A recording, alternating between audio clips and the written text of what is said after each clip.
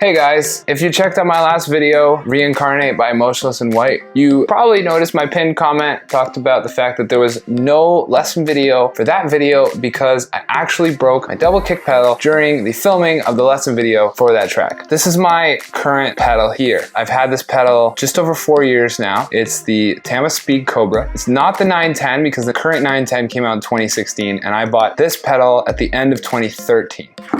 The part that broke was the bracket that connects this guy to the slave pedal. I don't have it here with me, I just have this guy. So what pedal am I gonna go with next? Well, I wanted to do a video about what pedal I chose, / unboxing on it, and my direction. So first things first, let's check out what pedal I got. Boom, there it is, my new pedal. But Wyatt, that's the same pedal you had.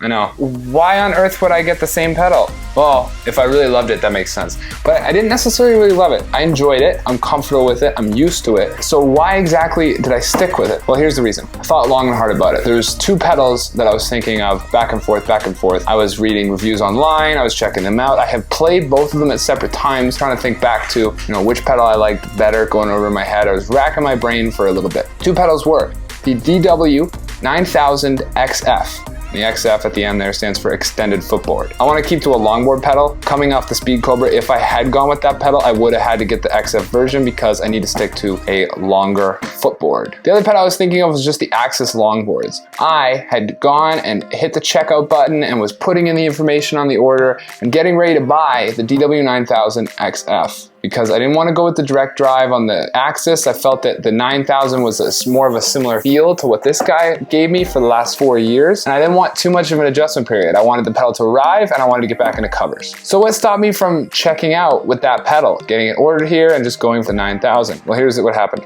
It hit me just before I hit order on that pedal that I don't want to play on a single kick drum anymore. That I want in the new year, I want to upgrade to a kit with 2 kick drums, as I've talked about with you guys in other videos. And then I thought to myself, okay, maybe I shouldn't get a double kick pedal if in the next 6 months to a year I'm going to be upgrading to a 2 bass drum configuration. So then I thought, all right, well, if I already own this pedal and the part that broke was not anything to do with the single functionality of the pedal, single kick itself, then why don't I just get a second Speed Cobra? And then when the time comes for me to upgrade my kit, I can get 2 bass drums and use this as my right or my left and use this one as my right or my left. And I'll just play both of these Speed Cobras in single foot orientation on a 2 bass drum set. I was like, okay, well that makes the most sense. That's gonna save me a little bit of money right now. I can get an instant replacement so I can continue to do my videos until I get a bigger kit. And I have something that I've been on for the past 4 years, so there's no adjustment whatsoever. So that was the reason why. Now my plan going forward is I'm going to get the double configuration and I'm gonna play this as my right foot and that is my left foot in single bass drum orientation, single kick orientation on each of those kick drums. That's what I'm gonna do. And then shortly after upgrading, the next thing I'll be getting is 2 single foot pedals. Either it will be the DW 9000 XF singles or it will be the Axis longboards. I don't know, but this way too, now I have more time to really think about it. I'm gonna go, I know some people that own those different pedals. I'm gonna literally just go and ask to borrow them, maybe hit them up, hang out at their place, jump on the kit and see what I like better, see what feels better to me. There was one thing that I checked out though that I thought was super, super cool. The Axis longboards have the trigger built into the pedal. So you don't have to trigger your kick drum, you trigger the pedal. You trigger the pedal and then you mic the kick drum, you blend the two, it sounds incredible live. I am leaning towards the Axis once I discovered that. I wanted the DW XF. Big part of the reason was Luke's always recommended that pedal and I love DW and I wanted to go with that. But finding out that you can actually attach a trigger, plug a 1/4 inch cable directly into your drum pedal and it becomes the trigger is too cool. And I'm thinking I'm gonna go with 2 Axis longboard, single foot pedals with those trigger attachments so that I can blend the trigger with the mic for live settings. Maybe not for the drum covers because I already am sort of set in my ways in how I do that, but it's gonna give me a lot more options in the future. So that's the thinking. That's what happened. That's why I am sitting here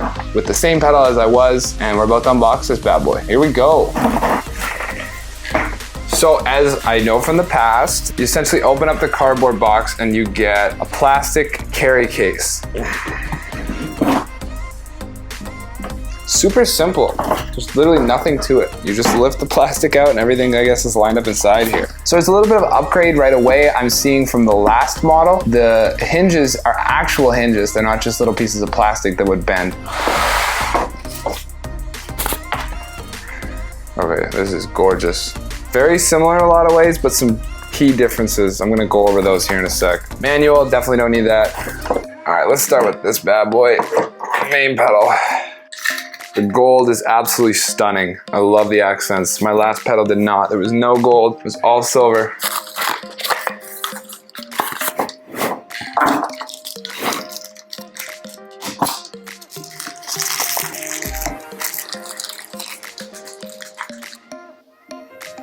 Okay, cool. These beaters are really impressive. Lock the tension springs in place. Wow.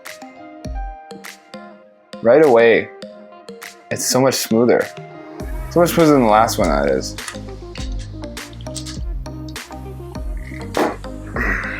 Let's get out the slave pedal.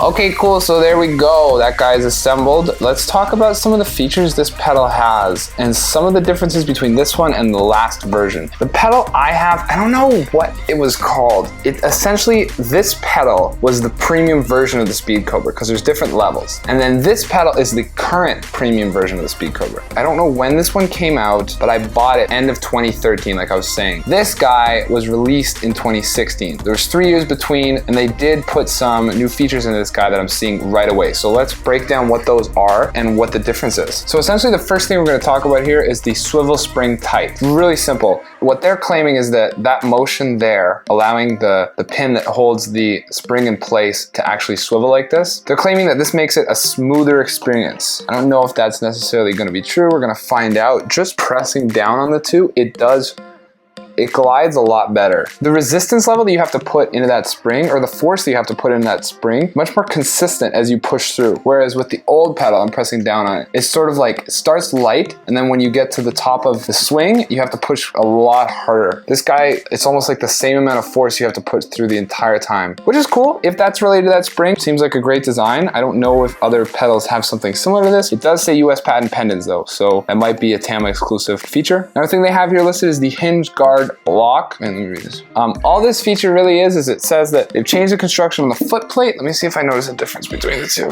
They've changed this construction on the foot plate to be 2 pieces instead of 1. It's supposed to minimize stress and maximize smoothness while adding a sense of power to the pedal. They didn't really go into why though.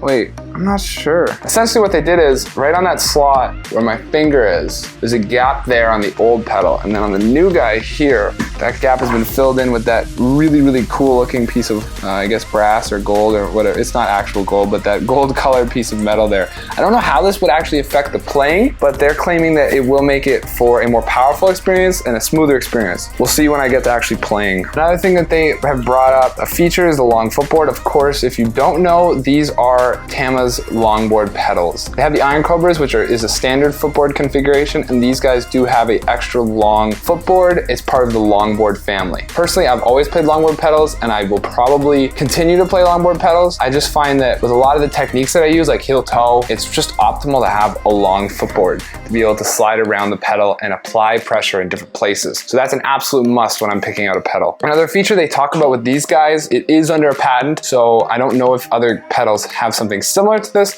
but that's what they're calling the Cobra coil. The Cobra coil is this spring underneath the base plate. When the foot plate actually contact with it, it already is pushing your foot back. I personally really like that feature. I find that the pedal seems to stick to my foot a little bit more because of that spring. So the next thing they have listed as one of the features for this guy is the super stabilizer design. I'm gonna take off this arm to show you what the bottom of the pedal looks like. Apparently they changed it up so that it provides more friction, making it so that the pedal doesn't slide as much.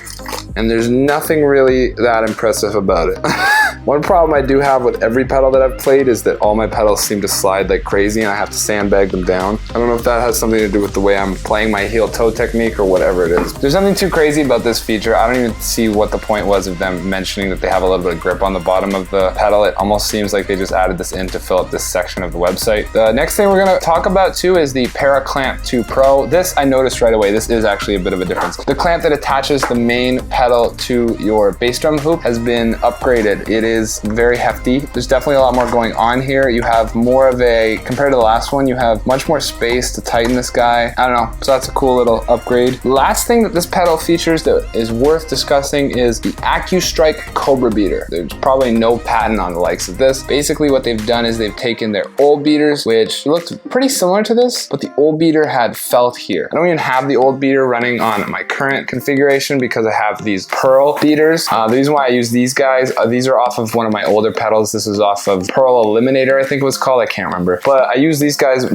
mainly on this pedal nowadays because these are very gentle on my electric kit. I do have Iron Cobra wood beaters, but when I do go play live, I switch those up onto whatever pedal I'm using because they hit so hard and they're so punchy, and I've put holes in multiple kick heads because of those guys. But mostly I just leave these on because I spend most of my time these days practicing on my electric kit. I am excited though to try out these new beaters. They're rubber and I can feel like a lot of give to them. So maybe they'd be better on the mesh head for my Roland V. We'll see, we'll see. I'm excited to hear what the difference is. I'm gonna side by side these. I'll maybe even go like right foot with this AccuStrike Cobra beater, and then I'll go left foot with the Iron Cobra wood and see if I can tell a difference in the power on those two. So that was basically the last feature that they've sort of highlighted on the site. I just wanted to go over those. Me just talking on my own, one thing about the Speed Cobras that I really like is that what they've done with the design, and this was really highlighted when they first came out with this pedal years ago. The design of the pedal makes it so the footboard has been pulled back away from the chain and away from your bearings. And the idea behind this is this takes away a little bit of the power, but it allows you more speed, hence the term Speed Cobras. I don't know too much about the theory behind that, and I can't honestly tell the difference. I don't think that this pedal has ever felt faster to me than the other pedals that I've tried. I find it to be very smooth, and I like the smoothness to it, and I love the feel of the footboard on my foot. A big part of that probably is that I've been playing it for so long. For the last 4 years I've been doing covers on it, so it's all that I've really known. So that's probably why I have an attachment to the feel of this board. But yeah, overall I'm happy that I got a second one. I will be upgrading in the future to most likely the Axis when I get my my new drum set, but for now this is what I'm going to be rolling with. I hope you guys really enjoyed this unboxing of my brand new Tama Speed Cobras. If you enjoyed this video, please make sure to like, comment, subscribe, all that good stuff. If you want to connect with me further, you can hit me up at any of my social media pages. You'll find links to those presented on the screen for you as well in the description below. Thanks so much, and I will see you guys very soon with something new.